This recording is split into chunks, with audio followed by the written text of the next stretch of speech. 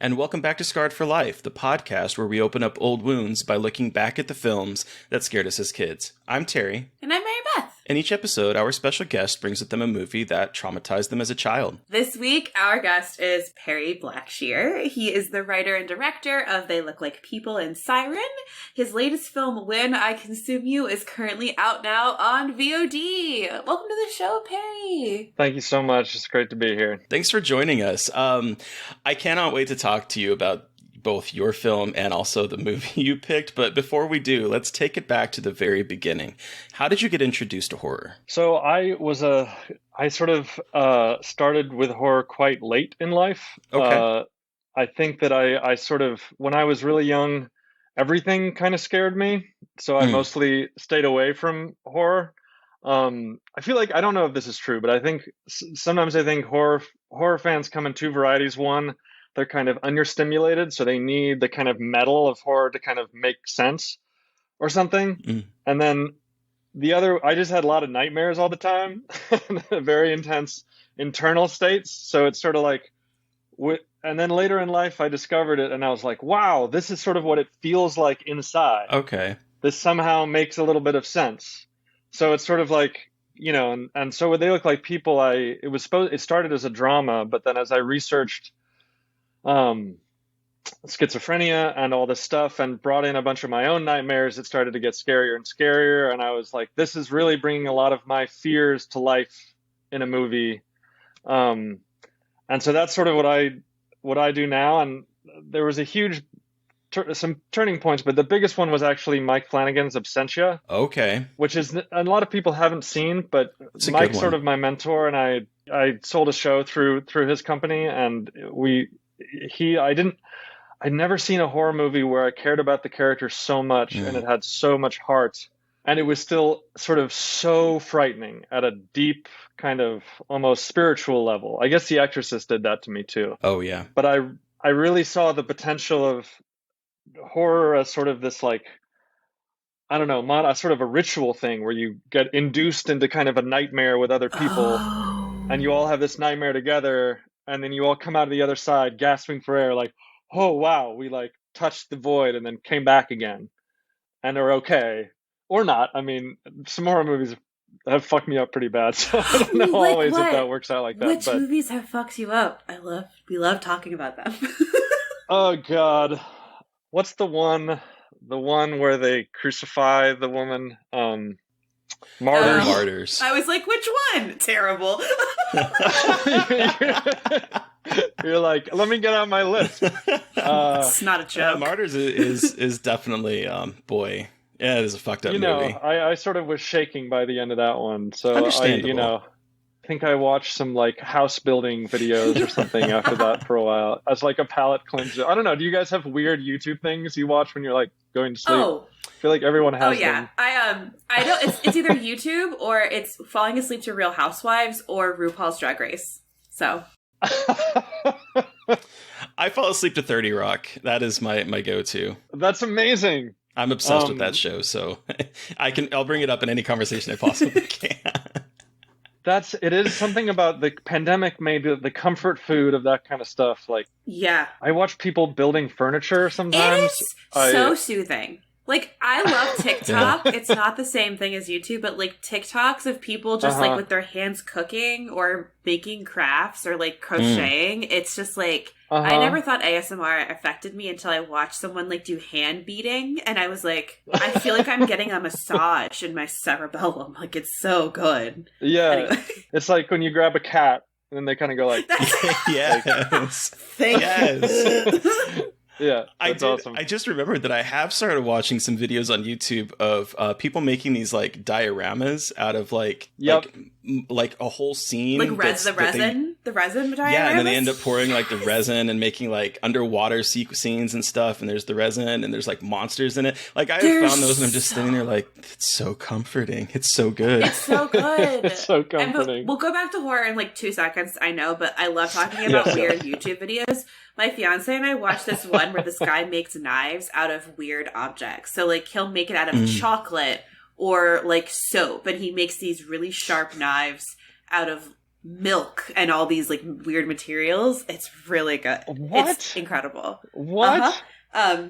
Anyway, changing the subject from milk knives back to horror movies.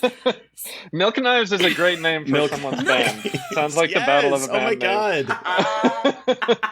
That needs to be a name. But awesome. Yes, back to horror.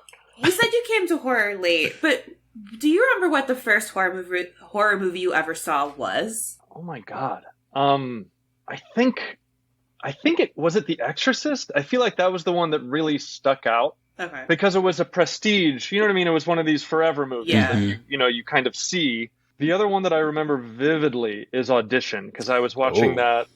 That was an early one too, and I saw that in college. You got the laser discs. I was watching a laser disc, and you had to check them out in the library. So I was watching it in a little TV screen in the computer lab, basically. But I remember just like, it's a weird movie to watch with my headphones on, just like freaking out, stamping my foot when the needles were going into the eyes and stuff. Everyone watching me must have been like, kitty. Is that dude having a seizure? Yeah. Oh my god.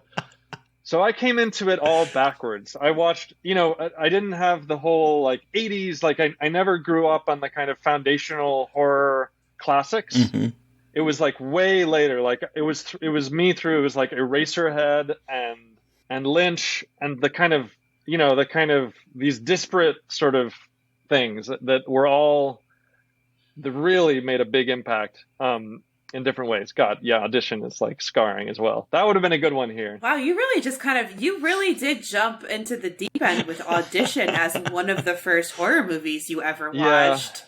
Did you know what you were getting into when you watched it? No, but I was very into not transgressive cinema, but I think, I love the surrealists and stuff. Yeah. I was like a college kid, I was like, I was like into Nietzsche and stuff. So I was like, what's the Nietzsche of, I don't know, whatever. You know what I mean? I was like into it. But in college, I was similar. Like, I want to watch all the weird shit and I want to be the cool. And I still am like that. Like, I will admit that I am still like that. But I was very similar to like wanting to find the weirdest thing to watch. There may have been a little bit of that.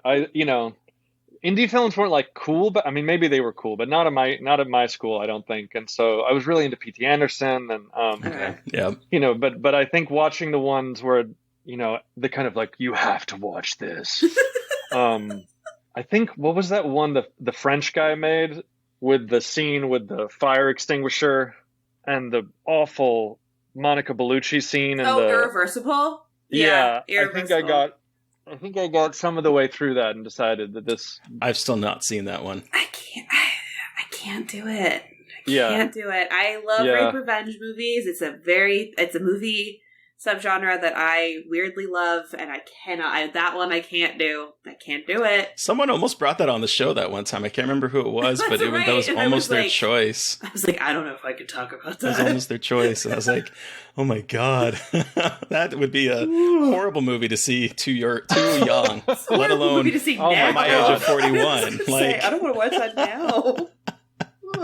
Yeah, I think. Yeah, I mean, who knows? Maybe I just remember there was kids in this house, and they were like all being like, "Let's watch this movie. It's like really fucked up." And halfway through, they turned it off and just like wandered out, and they're like, "Do you guys not want to drink the rest of the night and just like talk about Care Bears or something?" These were college kids, and yeah.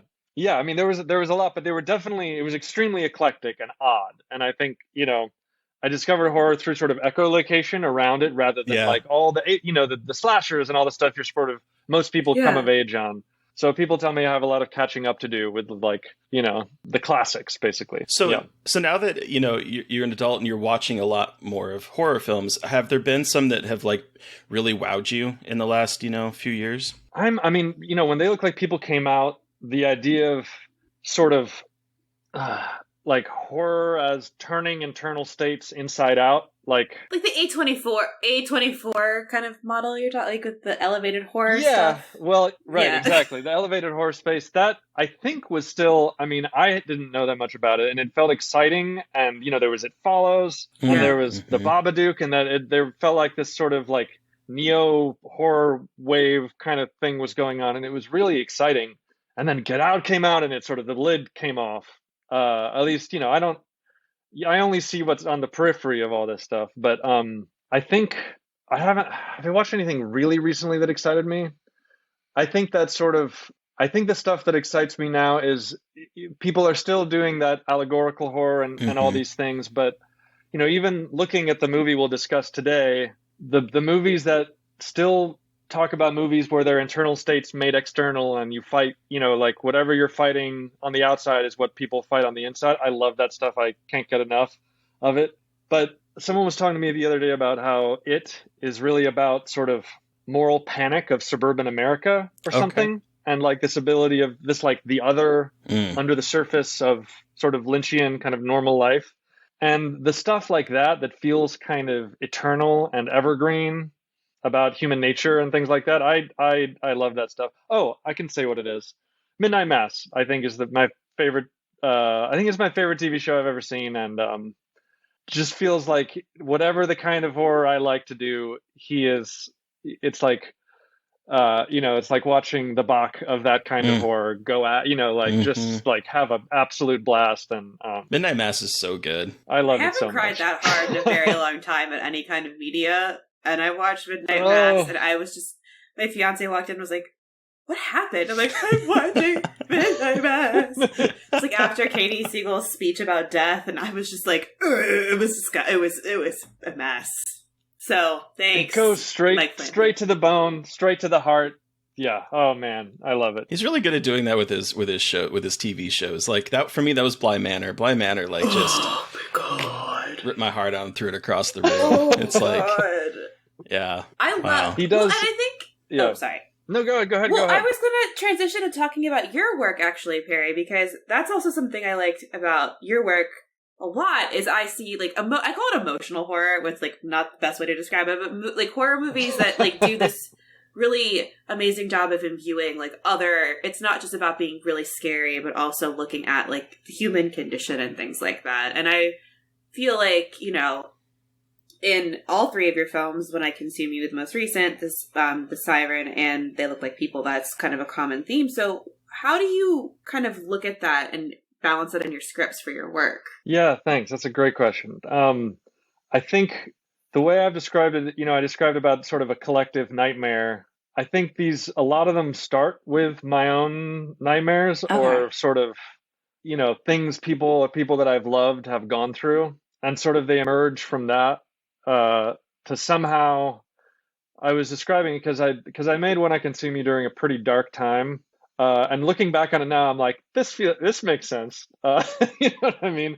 And so movies, and in some ways, they're sort of like my colleagues and I talk about when you make a personal film. There's always this danger of doing a journal entry, which like no one wants to read a journal entry. Let's be honest. I mean, you do. It's for you. You know what I mean? Right. But there's a difference between a journal entry and like a love letter. And a love letter is Mm. just as personal, but it's about a relationship, and it's like for someone else, but it still has you inside of it. And so, these movies sort of almost feel like, love letters to what I went through and what some people have gone through that I love.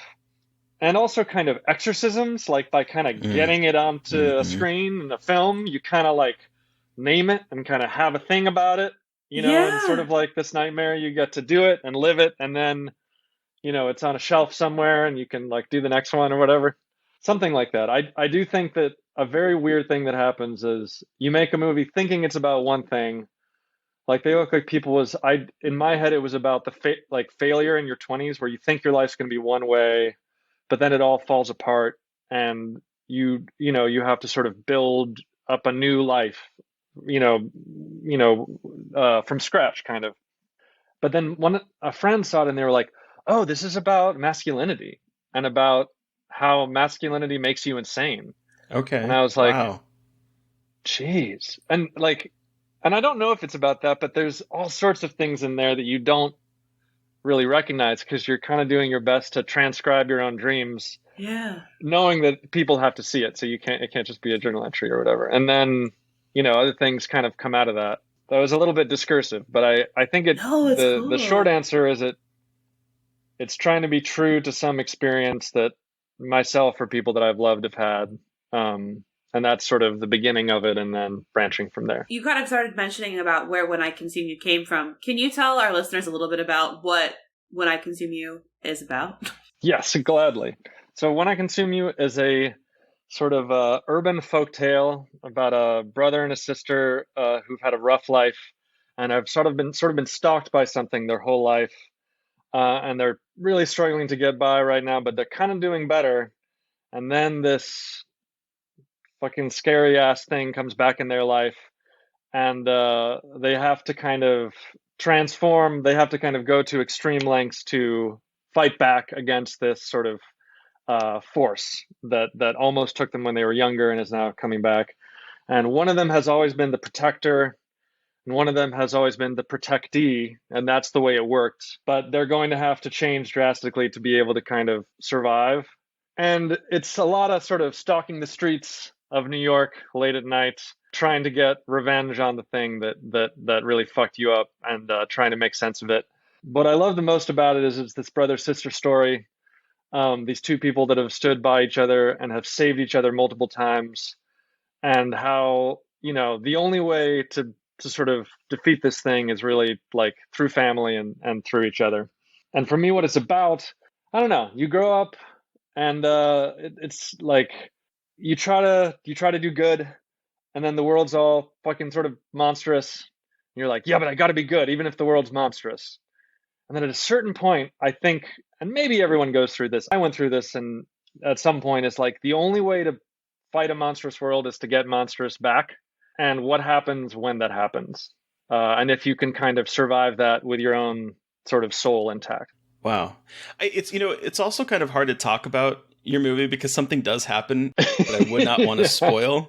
But yes. I will just say that moment surprised me. And then the reverse of that also surprised me. And I love when a movie can do that and constantly keep me on my toes and think, what is actually going on here?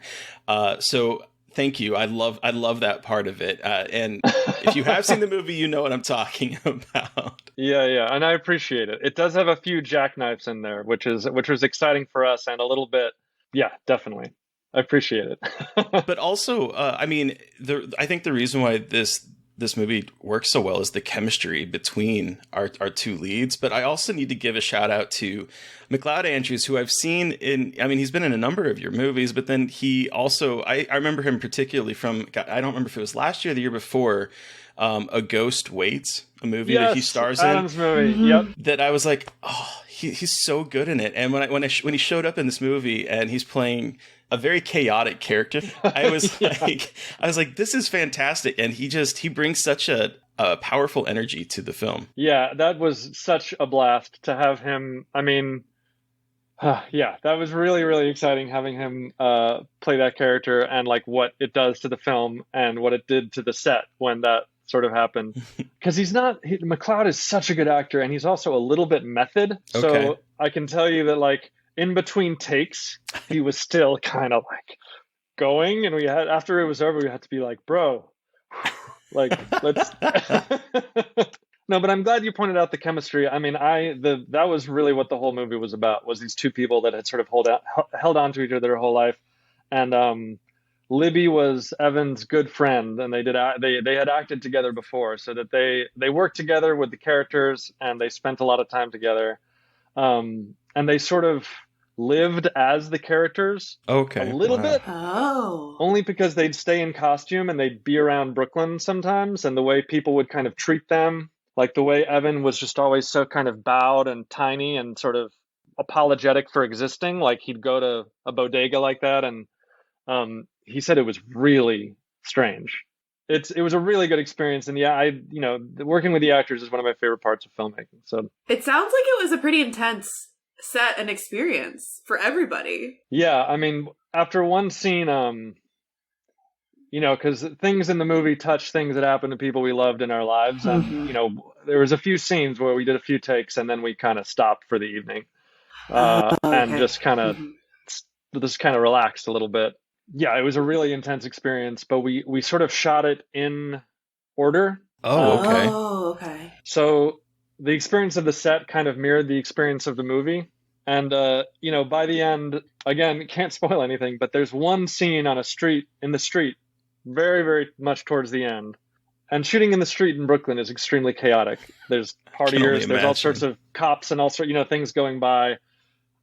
And it was a very challenging scene. But there was one of those moments that you live for as a filmmaker, where we were all pretty nervous about the scene, and we were all like, oh my God, are we going to be able to pull this off? Because it's kind of a big deal. And there were people partying and being like, what are you doing? And like coming back, that's how it goes when you're doing something small. And then we shot the first take, and I think that may have been the take we used. And we all just were like, oh, this is going to be so great. Like, we were so at peace. And then we shot the rest of it out, and we were like, this is just the best thing ever. Yeah, it was quite an experience shooting it as well, definitely. I can imagine. Because I was thinking you were talking. Mary Beth, you mentioned it must have been intense, and there's one scene in particular. I'm not going to spoil it, but there's a scene where Evan's character Wilson breaks down, and that moment just like really. I was getting misty eyed. I was like, this is really like goosebump inducing stuff that's happening right here. And I was just really impressed at how authentic and grounded a lot of the performances were in this. Yeah, thank you. I tried, something that I love is trying to get into the experience of characters. Mm-hmm. And I don't know if this has happened with you all, but when very large events like car crashes or something have happened in my life, like reality sort of shifts into a feeling of slight unreality, mm-hmm. where like everything is sort of oddly calm and vivid and sort of flat. And you kind of feel like you're in a video game briefly, rather than connected to yourself and the world. And so I tried to capture some of that during a few sequences. And I don't know, I'm not smart enough to know if that's dissociation or what, but it felt like things that I've been through. So we tried to capture that. That was the scene where we did a few, and then we called it quits. Yeah. I wondered because that definitely. I mean, the take you got was fantastic, because it gave me goosebumps, and I had to actually pause the movie for a moment. So it was very effective. Oh, well, that's awesome. It's really good to work with actors you trust, who trust you, because you push them, but then they trust you to like not to, it's walk them back from the edge. Right. It's like it can be kind of dangerous, but within like an arena where it's ultimately going to be okay. But like let them go places where they don't necessarily want to go. I guess that's what horror is, unless it's yeah, awesome. So we have talked about When I Consume You and your horror journey, but Perry, what movie did you bring with you today for us to discuss? Oh my God, I brought Pinocchio. You brought Pinocchio. So I'm going to read a quick synopsis, and then we're going to jump right into why you brought this movie. If you are not familiar with Pinocchio, Pinocchio is a living puppet who has the help of a cricket as his conscience, and he must prove himself worthy to become a real boy. What a loaded statement that is. But take us back. How old were you when you saw this? What about it terrified you? We want to hear how you saw it, where you saw it. Give us your horror story. Oh, man. Well, I think I was like 6 or 7 when I saw it. And I was the kind of kid that like, I had sort of had nightmares anyway. So about like many things. And I think that I watched it and was so utterly terrified that I just couldn't look away, I think. And I can talk about the scenes that did it, but I was looking at it again now. And I think the thing that made it so frightening at that age is that I was about the same age as Pinocchio. I mean, I guess a little older, but he really felt like a proxy for me. And ultimately relatable kind of young little dude. And so like when he got taken away from his home, I mean, there is some dark stuff in this movie. Good Lord is there. At it now. Like, so the scene where Stromboli was like, you go back to your father, ha ha ha, and then like throws him in a cage. I mean, this is like child trafficking. Child trafficking for sure. Turn you into firewood. There's and, a lot of child trafficking in this movie. This movie is a very what? I didn't remember jack shit about that from when I was a kid. So I mean, there's so much to talk about. But so at the time, I think that scene scared the hell out of me, and then the whole Treasure Island, that scene, there's a thing, nightmare fuel or whatever, and the example when you look up TV tropes of nightmare fuel, I think one of the examples they give is that one moment in Pinocchio where he says, like, they won't come back as boys, and like leans over with the eyes all crazy. Mm-hmm. And also the scene where the guy turns into a donkey and goes, "Mah, mah," Baby's first like body this. horror. And all the little boy donkeys be like, "I want to go back to my mother," and then there's like whipping them, and then they fucking get shipped out to God knows where, and then it's never solved. It's never there are still never child solved. trafficking, zombie turning into monsters running around. And there's also like these random Inhumans that they're like, "Close the gate, boys." What was the that? fuck are those things? Like, I had to actually rewind to go, what are those things? Are they in robes? Are they paused it. like, what is going on I did here? this. I leaned in really close and I was like, I'm sorry. What is this? Is this a monster movie? Like, what the fuck? I know it's been a long time, but So at the time, I think it like scared me straight, or I feel like it was the best like Dare advertisement ever at that age. Like, okay, absolutely. You know? I was watching this now and I was like, okay, this is just a few steps removed from like Reefer Madness. Like, this is a propaganda film through and through in a way. Yes. I was like, this is Pilgrim's Progress. They're like, always let your conscience be your guide, or else you'll be child trafficked. Don't go be an actor. Stick in school, or else you're going to be sold as a slave. Like, basically, is what they're trying to get across here.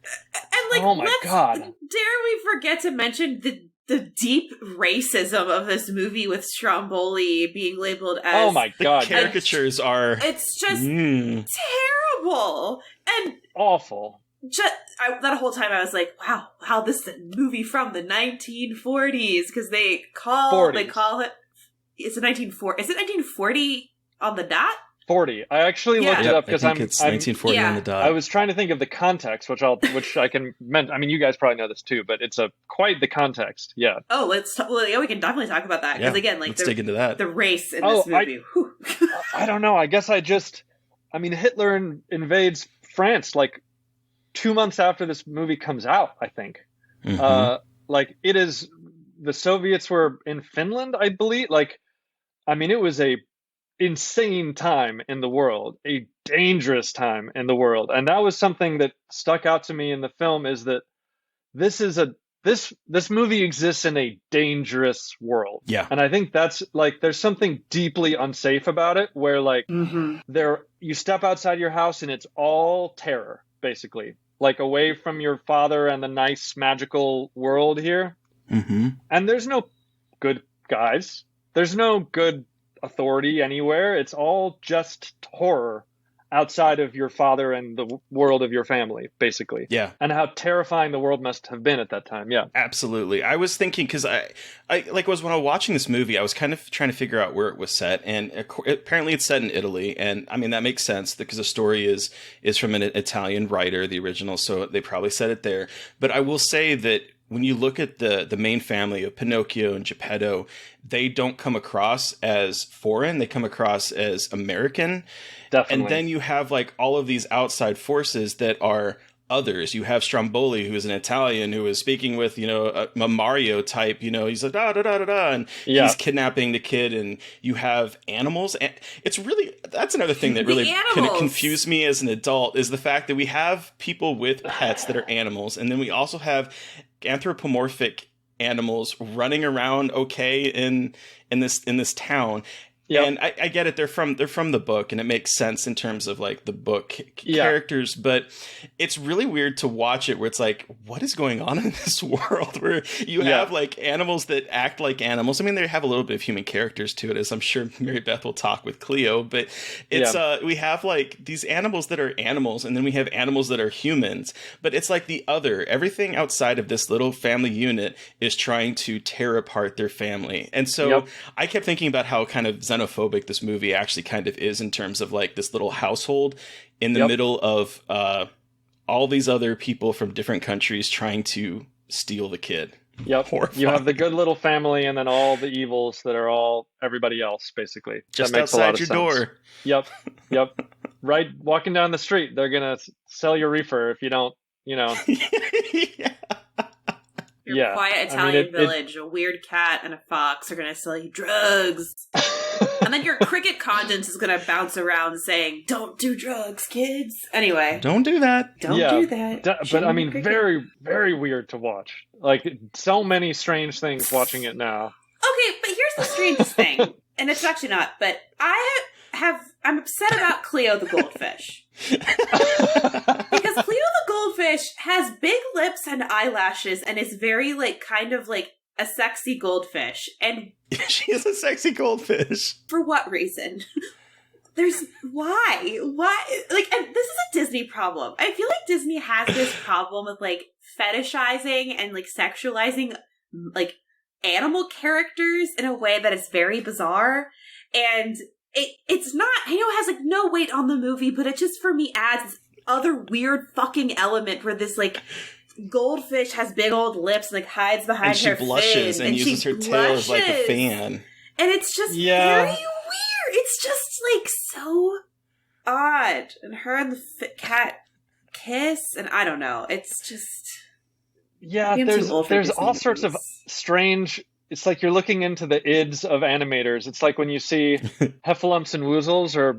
Oh, yeah. The elephants on parade or something, and you're like, geez, what the fuck was going on with these guys? What were they smoking? Talk about reefer madness. But it's like someone was like, let's make the goldfish sexy, it's going to be great. And everyone's like, let's make it a coquettish goldfish. Like, this sounds perfect. And her name is Cleo, which I'm sorry, it's like kind of like an adult woman name, like Cleo. The cat's name is Figaro. I mean, come on. Like, we know what we're doing here, you fucking freaks. Yeah, there's a lot of... I don't know exactly what was going on. I do remember, I think... Oh, sorry. I'm so sorry. No, I was going to say that my first crush was Maid Marian from Robin Hood. Okay. My first crush was Robin Hood. See? I'm just going to throw that out there. Yep, so. I say fucking freaks knowing that full on I am one of the fucking freaks. But, like, for some reason, the difference between it being more like a man and less like an actual fox, like, I feel like there's a weird cognitive dissonance that I have there. But yes, Maid Marian was also a very attractive character. I agree with you. But she was also that sort of like Lord of the Rings, like I fell in love with Arwen. You know what I mean? That kind of like courtly sort of, and same with Robin Hood, this kind of courtly love or whatever. It's not Robin Hood. He was so handsome and he was so like dashing and ready to go sweep her off her feet. I was like, yes, I like this. Why do I like this? Justin the Rat too from Rats of Nim. I mean, that boy. Justin the Rat from Rats of Nim. Anyway. It's funny how these things, just get into the zeitgeist. Yep. Awesome. But speaking of like when first watched this movie, what, Terry? Speaking of what? Speaking of what, exactly? Sexualized animals. No, I saw this movie very, very, very young. In fact, I don't really have a memory of not knowing this film. So I'm not sure exactly when my parents started showing it to me, but I do know that I was obsessed with it because when I was a kid, I would like watch a movie and if I fell in love with it, I would be having it on repeat all the time and it would drive my parents nuts. And I remember that because it's probably been 35 years since I've seen this movie. I had not seen it since I was a kid. But like watching it, all of a sudden, all of these nostalgic memories came flooding back to me. I remember when Pinocchio was first asking Geppetto, why?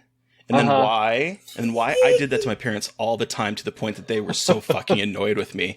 And all I wanted to say is like what I can't even remember what he said now, but I just wanted to like finish the sentence. But I remember that. I remember being so enamored with Figaro, the cat, that I begged my parents to get us a black and white cat, and they did. And I named it Figaro. Wow. Unfortunately, Figaro didn't last very long. I don't know exactly what happened. My parents say that they left the garage door open and it ran away.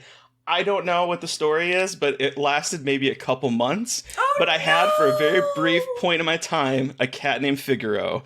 I wanted a fish bowl with a little castle in it and a fish named Cleo that would sleep in that fish bowl. I wanted that. Like, all of these things are like coming flooding back to me. Like, oh my god, because I hadn't thought about this movie in, again, probably 35 years. It's just it's wild to me how a movie can just sort of burrow in there. And I was quoting it as I was watching it. I'm like, how am I quoting a movie that I have not seen since I was probably 6 or 7? Like, what the fuck? I think those are such positive takeaways. I think my takeaways were more like when I saw Pinocchio with the cigar turning green. Oh, having that like burned into my head like a nightmare image. Oh, there was definitely nightmare images for me. But it felt like it was mixed with the positive. It was. It absolutely was. But I remember fast forwarding through the Lampwick's changing scene into the donkey. I would fast forward through that, or I would hide behind my couch and put my hands over my ears because it terrified me so much when he, in particular scene where he like comes up on Pinocchio and his hands can do the werewolf into the hooves. And then there's the moment where he's trying to like, he's panicking, all of a sudden he just starts braying like a donkey. Yeah. Those moments was like an indelible moment for me that I was like, oh fuck, this is something horrifying. I shouldn't be seeing this. Well, and it's and it's funny that you say that because I forgot. I only remembered really the whale sequence at the end, which is very different from the rest, which is so interesting because I had always thought of Pinocchio as like the whale movie. I never really thought much about like, I did not remember the Stromboli stuff except for like the I got no strings to hold me down. And I knew the donkey thing happened, but for some reason I thought the donkey stuff was just a prelude into the whales stuff. I think because as a little kid, I wanted to be a marine biologist, so I loved it because, like, me too. Like the scene with all of the cool crabs and the octopus and like the fish following them and the seahorses, I was like, this is the coolest shit I've ever seen. Like, and it's just something about whales and that whole thing stuck into my head. So that was what I remembered about this movie, and that's why I don't think I wasn't scared of the whale part. I just thought Pinocchio was the scariest fucker I've ever seen in my life. Like, I was legitimately... Like, Pinocchio still makes me deeply uncomfortable. I don't like his little eyes. Something about him is so deeply uncanny and uncomfortable that, like, the news about the new Pinocchio coming out, I'm like, I can't handle Pinocchio. Like, Pinocchio as a puppet is just, like... I think I have a thing with dolls and puppets, I think, and it's just all weird, but I think it's his legs. They are kind of like the ventriloquist dummies are very scary. Yeah, and like it's specifically his legs because he looks so much like a human, and then you see his weird little knees, and I'm like, wait, you're not a person. And just the thought of that happening to me is somehow the most terrifying experience I can think of. So Pinocchio just makes me deeply uncomfortable. Like, I want to punt him a little bit. Like, I do want to punt Pinocchio.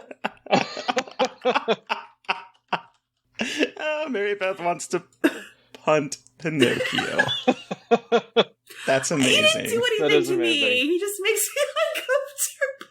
Well, it feels like he burrowed. That image is like burrowed into your head. It's the uncanny valley stuff, I guess. It is. I really think so because, like, this was not a Disney movie that I watched very often, and I think because he freaked me out so much as a kid, I was like, nope, I don't need this one. Like, it's just something about it.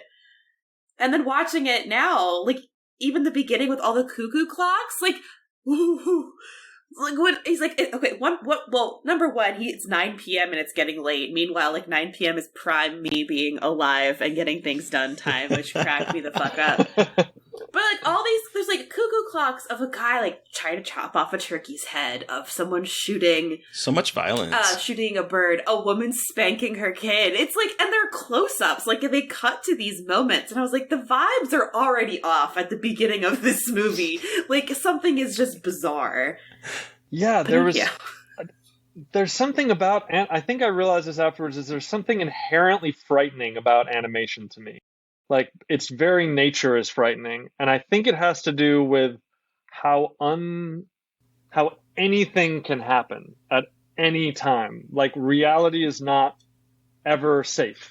kind of. Mm-hmm. Like, I remember watching Akira and that ending where, like, someone's brain just pops sort of out of nowhere. And it felt so frightening because it was so out of control. Like, it felt like an out of control world, like a dream or a nightmare that you never knew what could happen next in visually or sonically or anything. So it's like, it's interesting you said that, like, it just terrifies you, because I think I was talking to someone about this, but this idea that animation sometimes feels like a more accurate depiction of, like, dreams and fantasies than reality does. So, like, even though it's fantasy, it's like emotionally accurate or something, or like in your brain it looks like animation, kind of. Well, and because I love animation, and I think because it's able to do things with form that you can't do in reality. Like, you can manipulate form to do whatever you want in animation, and you can really embody dreamlike movements and things that appear and how things move, and there's just like so much more freedom to capturing that in a way that feels so real, which sounds, again, like kind of like, you know, paradoxical, but it's true that the way that you're able to kind of eschew like our logic and what physics can do in our world, you can do something really cool with animation. Yep. Totally, like, unsafe, I guess, like uncontrollable and sort of unknowable in some ways. Yeah, definitely. God, the whale thing. Yeah. Oh, sorry. I was at the body horror part with the donkey stuff. Like, it doesn't, it's not real, but something about them popping up so quickly, it feels easier in animation. Like, it's so much easier for those things to happen. It's not as out of the realm of possibility, which makes it feel even scarier. Yeah. And I was thinking about how this movie is structured very weirdly. It almost feels like a couple like vignettes, totally. Right? Yeah. And it probably, I think, ties in. I've not read the story of Pinocchio, but I think it kind of ties into that as being more of like little almost short stories that were kind of told throughout time. Yep. Kind of put together. But I think this movie does a good job of kind of grounding everything in the safeness of Geppetto's home. Absolutely. Because the first bit of this movie is like all set completely in Geppetto's home, where there's a roaring fire and it's comfy, and the cat and the fish are getting along. Yeah, the cat is kind of bratty to the fish, but they obviously love each other. And Geppetto is this really kind old man that all he wants is having a kid, and he's given so much joy to everyone else. Like, it feels warm and inviting. And I think the animation in this is just, it's so stunning. There's like a shot in the very beginning where it's a POV shot from Jiminy's point of view as he's hopping towards Geppetto's house. And I don't know how they do it, but it's like you have like a front board of the house, and everything on the inside is like getting closer. And I was like, that is such stunning animation, and it makes it feel grounded, I think, in humanity. So even if you're watching a cartoon, these feel like real people because they have so much character in it. And so we get this beginning part that is so warm and inviting and caring and carefree, and then he goes out into the real world, and I think that is where things start to get a little bit uncanny. Like, all of a sudden you're walking down the street and there's a fox and a drunk cat coming down the street towards you, and it starts to slowly twist and become almost kind of a nightmare in a way. Yeah. Like a dream has turned into a nightmare. I'm so glad you mentioned that, because I definitely, we talk, my colleagues and I talk about the handshake of a movie a lot, which is sort of like the first 3 minutes where the film or filmmaker's kind of like, here's what this is going to be. Here's what, so if you watch a Wong Kar-wai film, it's like, here's how it's going to be. Sexy and amazing and strange and beautiful. And like, and you're kind of like, okay, I'm like ready for this, and then the movie is usually, it's like a promise basically to the audience about what they're going to watch or something. Maybe. So at the promise, it's like a wish upon a star, like exactly like a wish upon a star. So this movie starts so warm. You're exactly right. That's something that it's 13 minutes of clocks and like adorability and love and Care Bears and then this angel that comes down, and blesses everybody, and then loving and dancing the first 30 minutes almost. Yeah. So that when he comes back and the whole Geppetto's house is all ruined, you're like, oh, you killed. It's devastating. Like, Geppetto's my dad, and that's my house, and you killed it. You know what I mean? Like, it's very intense. The experience, I think, is so much more intense because it feels like a happy world, or you sort of thought you were in this happy world that was safe.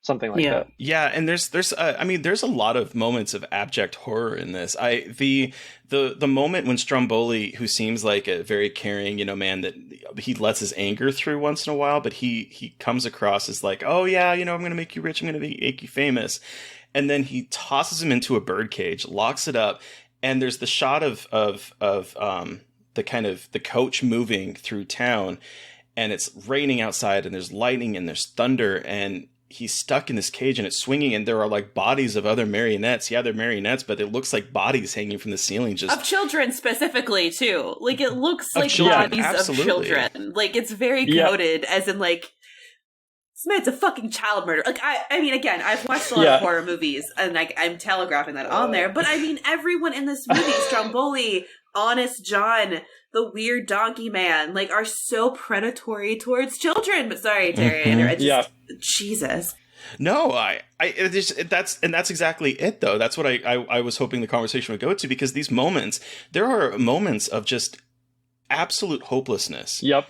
And it happens like a few times in this movie. Yep. There's this moment, and then we get the moments on Pleasure Island that feel completely devoid of any sort of happy ending. Yep. And the movie even ends with Pinocchio dying. Oh my God, like Pinocchio it's just face down in the ocean.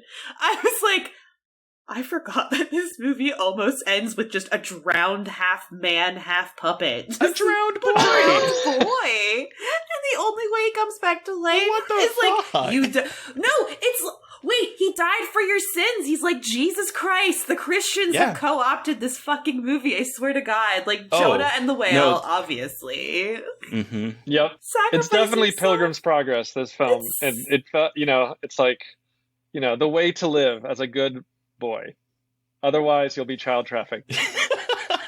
Die for others or become child trafficked. You have no other options. There are no other options. I feel like, there's like everything I learned about life, I've learned about, the Pinocchio one would be real fucked up. It would be like everything I learned about life. If a fox gives you drugs, say no.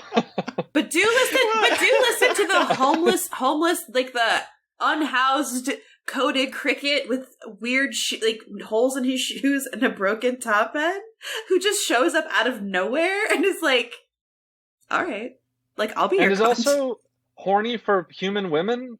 Did you notice that? This movie is also very horny. That? There's a lot of butts in this movie. There's a lot of focus on butts. Like when Jiminy's leaning up against the one statue and he realizes it's a woman's rump, and he's like, "Ooh, sorry, ma'am," or like. Yes, him even like looking at the can dancers and getting all blushing. Like there is so much horniness in this movie. With the fairy. Yes, definitely. I mean, and she's like, ha ha ha ha, man, and you're just like, geez. Yeah. She's like, I don't actually have a gender. Like I'm a fairy. Like I'm a fairy angel. Like I transcend whatever weird shit your weird cricket brain is thinking. But I know, thanks. And also you're a cricket. Like. I don't know. Also, you're a cricket. I just love that, like, the end game for Jiminy is he shows up and he's a vagrant, everything is all rumpled. When he becomes Pinocchio's conscience, his clothes magically, fix itself, and by the end of the movie, it's, ooh, I got rewarded with an 18-karat gold coin. Like, that is, like, the progress here of, like, deferred, gratification and then finally getting rewarded in the afterlife.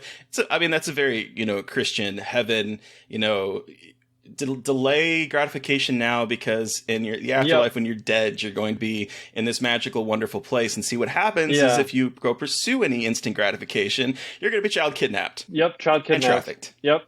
And if you don't, you'll get a gold star and become a real human. You become a real boy. You will transcend from your half puppet, half human. Yeah, which is also sort of strange. It's like you are by nature an unhuman, but if you are pure of soul, you can earn a place as a human along with other humans. I mean, I don't know, maybe that's a lot, but there's no, but that is like the Christian way of thinking. Unless you're like baptized and confirmed in the church, you're not a real person. Like you're not real in the eyes of the Lord. So like it's not that far off from at least Catholicism.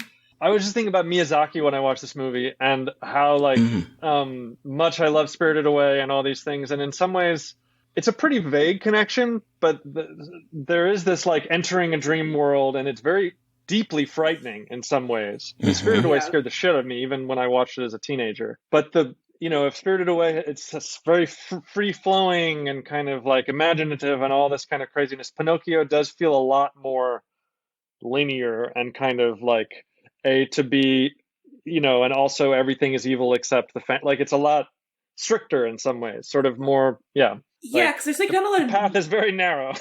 Yeah. Yeah, it's like someone saying, okay, son, you're going to go out in the world, and there are going to be to the right and left of you a fox, and there's going to be a cat. And they're going to try to tempt you from going to school, from not going to school. And you've got to just stick on that road and go straight to school and learn and not become an actor, which, by the way, I think is hilarious whenever a movie is bemoaning being an actor and like chiding you for wanting to be an actor. Yep. And it's an actor that is delivering the lines. Always like makes me laugh. Yeah. But it's such a straight and narrow line that it's very didactic in that way. It's like you're either going to go to school and be a good citizen of America, or you're going to fall into ruin, start smoking cigars, drinking beer, and destroying things, and become a jackass, and then get shipped off to the salt mines. Like, that is the ultimate, like, choice right here. Oh, be good or be shipped off to the salt mines. Oh, God. It was pretty disturbing. I wonder if kids are just like, wow, that was a fun movie about a whale. You know what I mean? Like, it's like if it just sort of rolls off. Apparently I was. Like, that was me. I think I asked my mom, like, am I going to get taken away by evils in a birdcage? And she's like, no. It's like, what about, are you all going to get eaten by a whale? I think these were my main concerns. I think I was that young. I do have a confession. When I was a kid, I kind of wanted to be eaten by a whale. Wow. This movie made it look kind of cool. I mean, yes, like now watching it, it's very. Wait, like you get a little houseboat in there. Oh, okay, yeah. Terry, that's also you get fish. Those fish look delicious. I remember when he gets the fish, he was like, fish, and I was like, I want fish. I hated fish. I know, it was exciting. It's like, look at all that fish. Look at all that fish coming in. Yeah. You have a little house. You're on a little boat. I wanted to be a marine biologist. I'm like, this is all like, I'm inside the belly of a fish. Like, this is all really. I mean, it was really cool. Now watching it, I'm like, God, this is another moment of pure desperation because Geppetto and the cat and the fish are like, he's like, I'm gonna die here. Yeah. I never thought I was gonna end this way, and I'm like, yeah, cat, it's depressing, very morose. Yeah, very morose. Yeah. Well, amazing. I am so impressed to hear that you actually had a cat. You like went full Pinocchio, like it was the full thing. I did. You went full Pinocchio. Yeah, Terry went full Pinocchio on this. It was the real deal. That's quite a claim to fame. I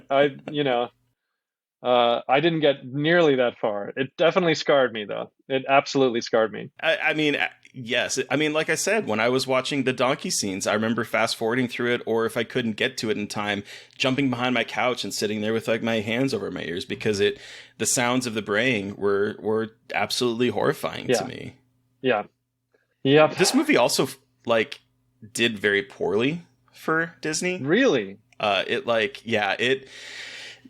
It's again because of the time period you brought up earlier. Mm-hmm. Like they couldn't release it overseas. It did. I can't remember exactly how bad it did. It kind of flopped for them, and then it was followed up by the flop of Fantasia, which also did really poorly for them. And also had sexy fish. Yes. Oh, I don't even want to watch that. I don't even know what would happen if I watched that thing now. Like, Fantasia is a straight up fucking nightmare. Anyway, this is not a Fantasia. I remember it boring me as a kid. Me too.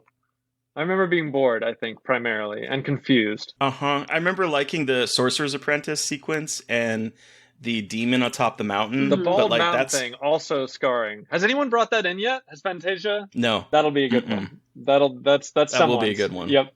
Amazing. But it's interesting that we talk about this kind of being a propaganda film because Disney did turn to propaganda films in World War II because they almost were on the verge of bankruptcy. And so they started to use their characters to like advertise for the army and for the military and whatnot, and kind of be more of that kind of, again, propaganda that I feel like this movie was a good stepping stone towards. Yeah, I guess so. Yeah. Wow. It's wild. Well, do we want to wrap up and give Pinocchio our rating out of 5? What is the rating of the child? Say the rating again. So our rating out of 5 today is how many babies first body horrors out of 5 do we give Pinocchio? So Terry, how many babies first body horrors out of 5 do you give Pinocchio? This is hard for me because it's so wrapped up in nostalgia for me, and I kept reminiscing about childhood as I was watching this, because even though there are moments that are absolutely disturbing, and even though I find it a little too moralizing and a little too didactic and basic in terms of tackling the themes that it wanted to, I still have such fond memories of, again, the cat, and fond memories of wanting to be eaten by a whale. You shouldn't be admitting that to people, Terry. Okay, in one gulp, alive in a boat. Let's not introduce Vor into this, please and thank you.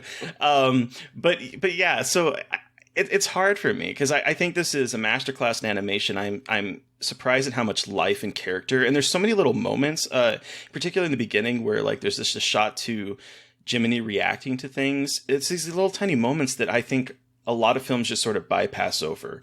And they're interesting character beats, and it's beautifully animated, and the music, I mean, come on. When I Wish Upon a Star became the theme song for Disney, like, the lasting legacy of this movie is large. And I also kept thinking I wanted to watch AI after I was done watching this, because AI is basically Pinocchio, and it kind of tackles that in a different way. But this movie is very important. I think it's absolutely stunning. I think the themes that it explores are a little too problematic in some ways, but I mean, I have to give this, I guess, 4 babies first body horrors out of 5 because it is such an important film, I think. But what about you, Mary Beth? I agree with that. I think I didn't really have many memories of this film as a kid. I think because it was like, it freaked me out so much. I was just like, nope, no more of that, which I guess in and of itself is impressive for this movie. But rewatching it today and realizing just how deeply fucked up this movie is, I'm pretty impressed. Deeply upset by the racism of this movie, which is unfortunately present in so many early Disney films, which, product of its time, is still very gross. But really quite, it was very impressive in how serious and fucked up it is, but it does get knocked down a star for being so, weirdly religious and puritanical. Very bizarre. This is a very weird movie to watch. It's just a very strange experience. Like, it's fucking weird.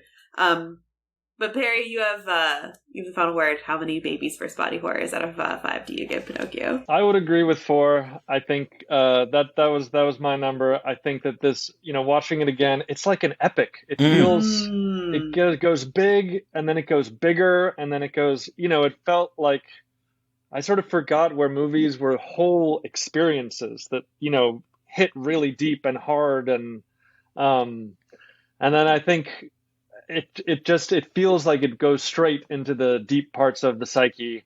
And I think that also there was so much love of craft in the film, and a really innovative film at the time, and a pretty fantastic journey.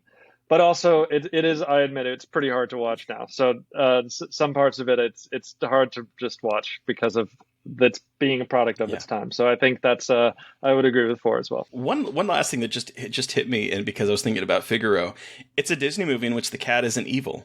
Yeah, there's not a lot. Good. Huh. Aristocats, yes, later. But there's a lot of times where the cat is like the evil character. It's true. It's true. Like, wow, they really are. And Figaro's such a cutie. Such a cutie. I had to have a cat. He's sort of a brat. He is. I love that about him. Can attest, most cats are brats. Love mine, but they're brats. They are, yes. Oh, man. Well, thank you so much, Perry, for joining us to talk about Pinocchio. Where can our listeners find you? And do you have anything coming up that you can share and talk about? Yes.